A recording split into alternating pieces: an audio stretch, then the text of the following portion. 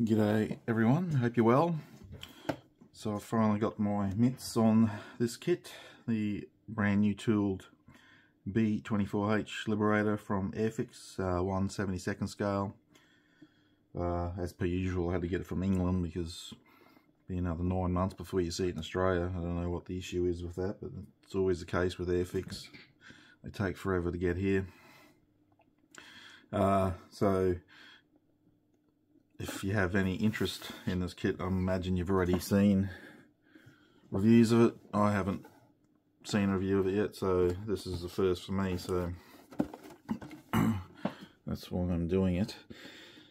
And I've also seen one or two built online already, and it scrubs up very nice, so hopefully it's good things ahead for it. So you get the two schemes in the box. Open her up. See, my box got a little bit squished in transport.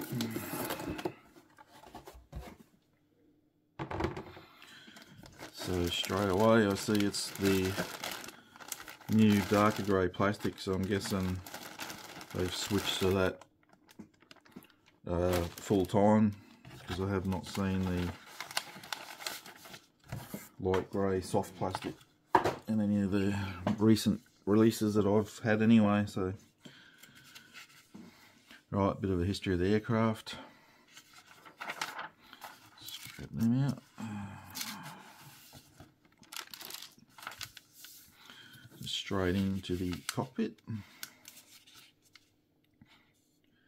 I do like Airfix's instructions because they highlight previous steps. It's just for making it a bit more easier to see what's going on. Unlike the Hobby Boss one I did, this one calls for how much nose weight you need, 25 grams. I would go a bit more than that to be on the safe side.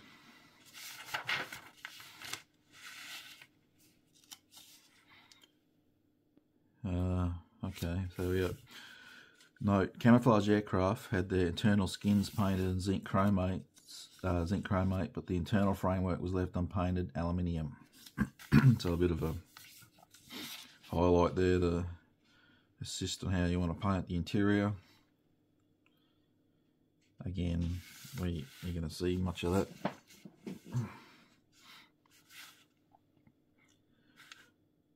Alright, so all the crew section and the cockpit's done there, and then we're adding parts to the fuselage interior. We got wing spars, which is a good thing because it has a huge wingspan. And you're on some bulkheads down the rear end. You got doors going in here. Your gunner side door, and that will be option open closed. Another bulkhead right down the rear of the tail.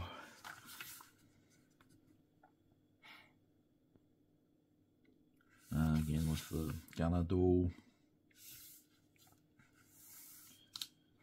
So by step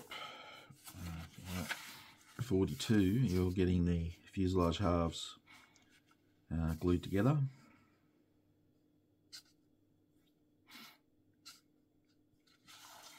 And so the nose section's separate to plug on, so that will mean they will be doing other variants,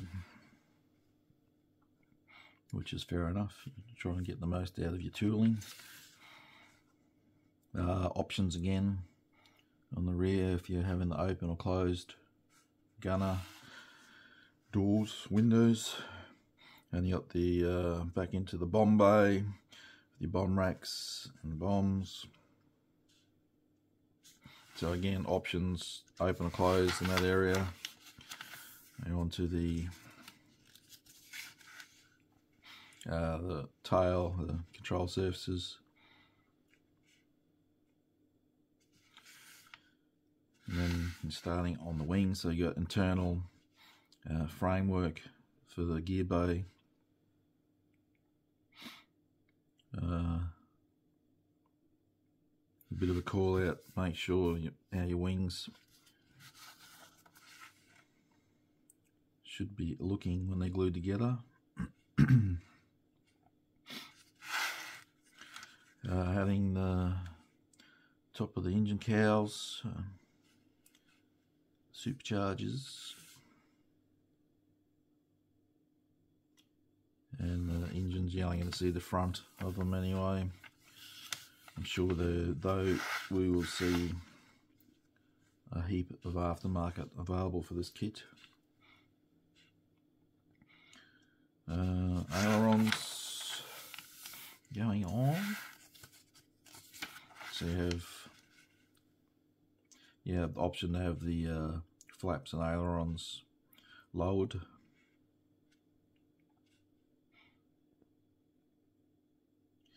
Wings going onto your fuselage, and hopefully with that wing spar system that aligns them correctly as to how they should sit.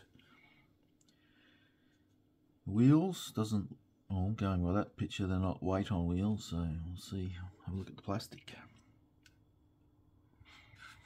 And as normal with Airfix, you've got the option wheels up, wheels down.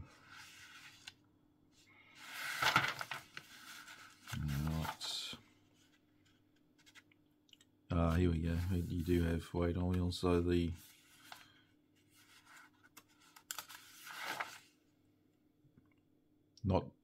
if you got wheels up, you've got a set of wheels with no pressure on them, obviously, and then if they're sitting on the ground, they got the pressure, the weight on them. Nose gear going on, and then into the fun parts, little turrets.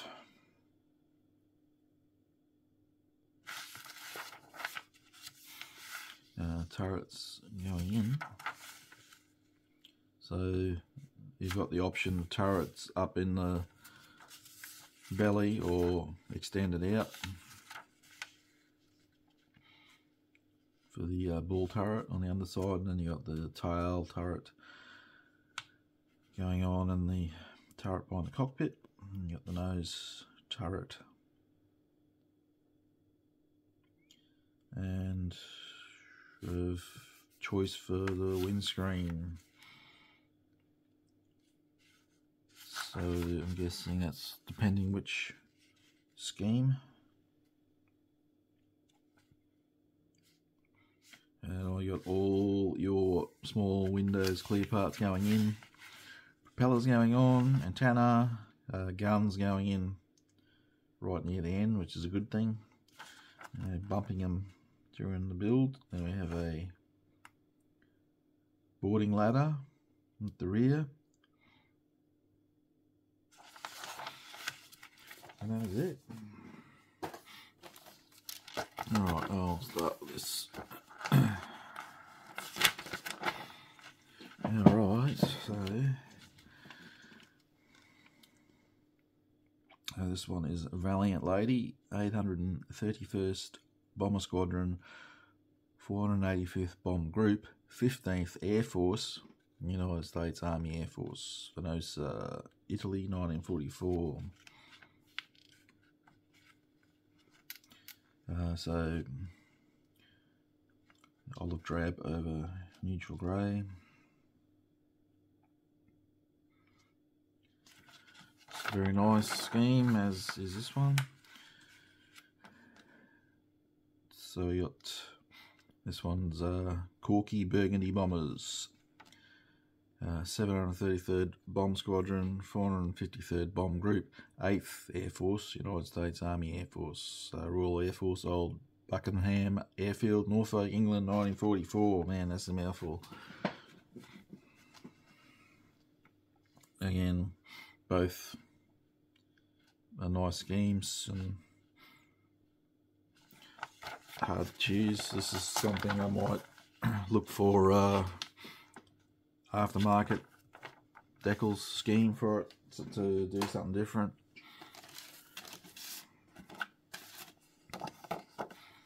said markings. They look good. Again, Airfix, I've never really had issue with their decals and how they perform. I usually go down good with Microsol.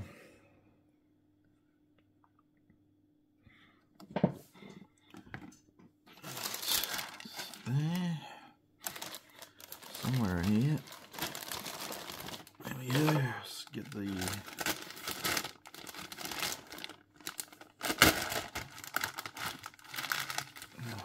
clear parts out first in this bag.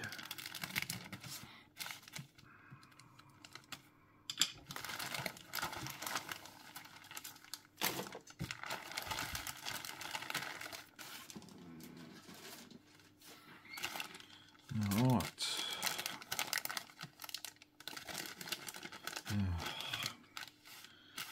I do not like how they've done that.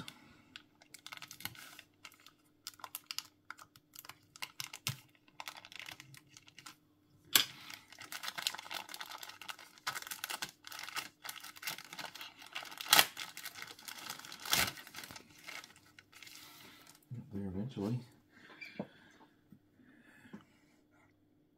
So all good, all clear. You see the guns are moulded on here in the clear part. That's better.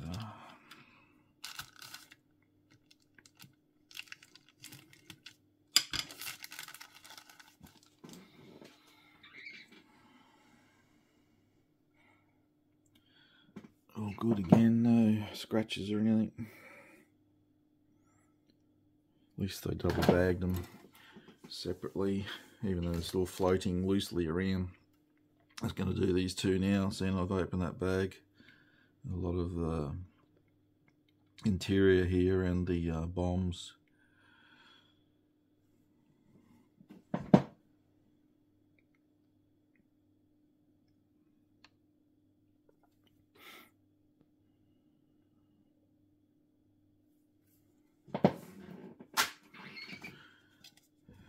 Alright, at the nose. Parts of the turret.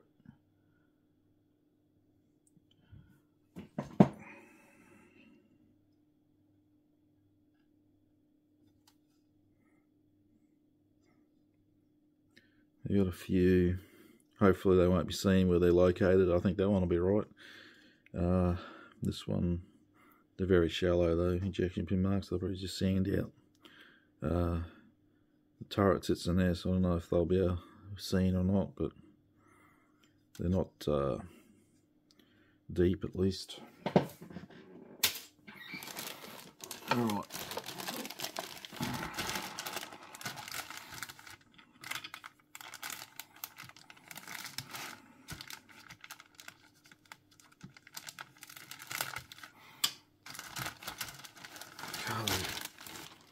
Bags are huge.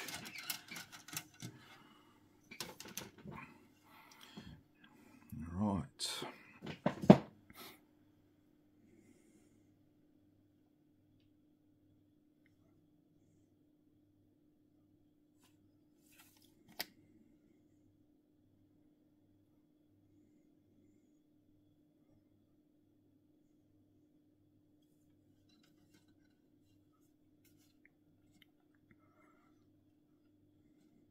So I'm pretty sure, again, they've put their ejection pin marks where they won't be seen. Definitely won't be seen in those areas. Just not sure about those two there, but I think it might be alright because there's no other detail there. So.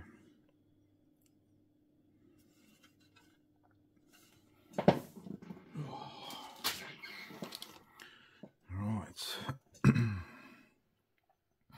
So you got control surfaces and the interior floor section, cockpit section.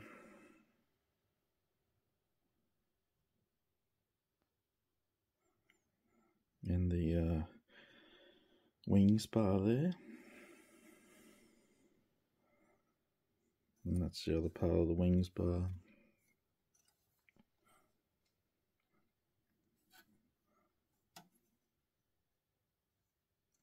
So I'll get some photos of all this, see it better. It's for the gear bays.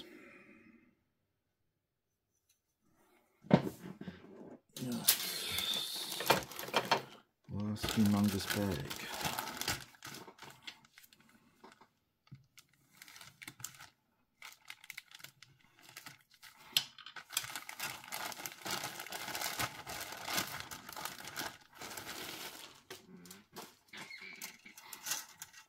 Right. So, yep.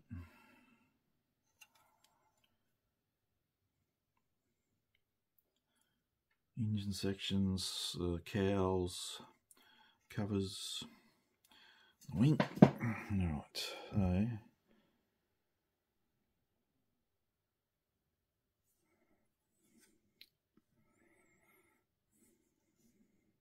the engines are a bit bland, I guess, but like I said, I'm sure there'll be aftermarket ones come along that you can pay a fortune for.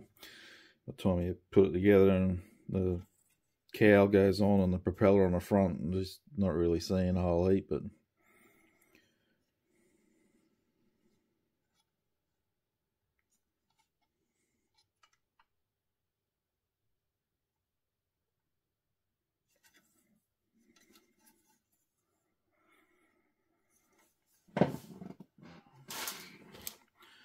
right, last sprue. So you got some internal details, because you'll see up in that wheel well if you flip it over. So we get the weight on wheels and normal gear.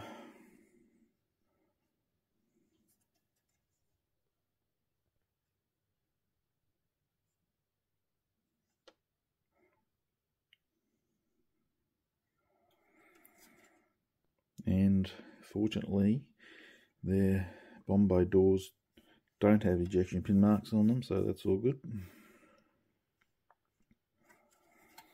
Right, and that is it. Again, this one, same as the Hobby Boss. I'll hold off a bit and I'll see what comes down the line in aftermarket for it.